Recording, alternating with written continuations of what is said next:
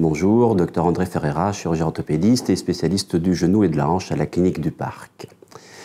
Je vais vous parler de la prothèse totale de hanche dans le cadre de la récupération rapide après chirurgie. Il faut se rappeler que la prothèse totale de hanche est née en 1962. En tout cas, les bases actuelles ont été posées à cette date.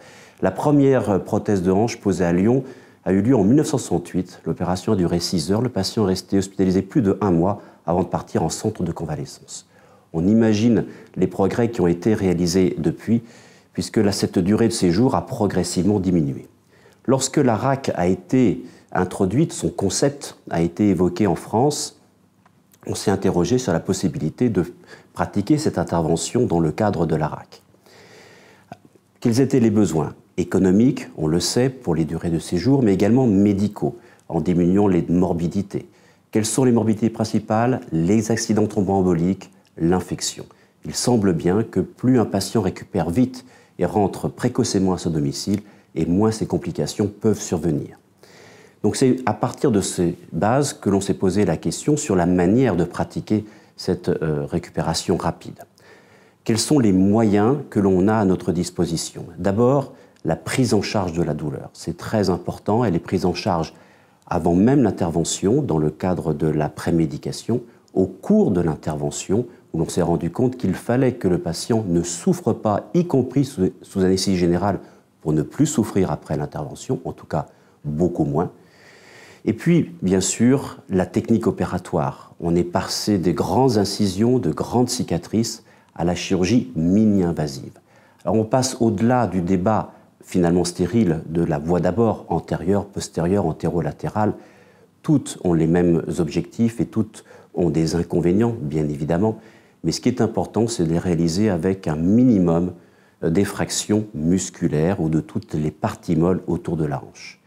À partir du moment où le geste opératoire est simplifié et en tout cas beaucoup moins traumatisant, il est évident que le patient va aller beaucoup mieux. On a également progressé sur les implants, sur leur fixation, ce qui permet là encore une remise en appui précoce, en se rappelant que les premières prothèses de hanche étaient sans appui pendant plusieurs semaines après l'intervention.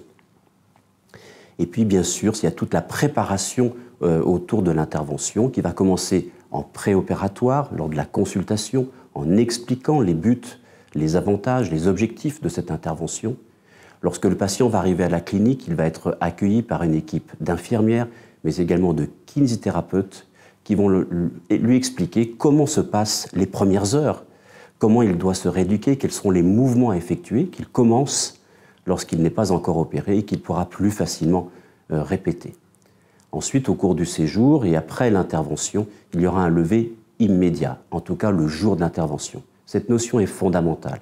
À partir du moment où on se lève, dès qu'on a été opéré, évidemment, on a tout de suite conscience de la solidité de ce qui a été fait, de la possibilité que l'on a, et d'un seul coup, le patient ne subit plus l'intervention, mais il se l'approprie et il va pouvoir ainsi progresser rapidement.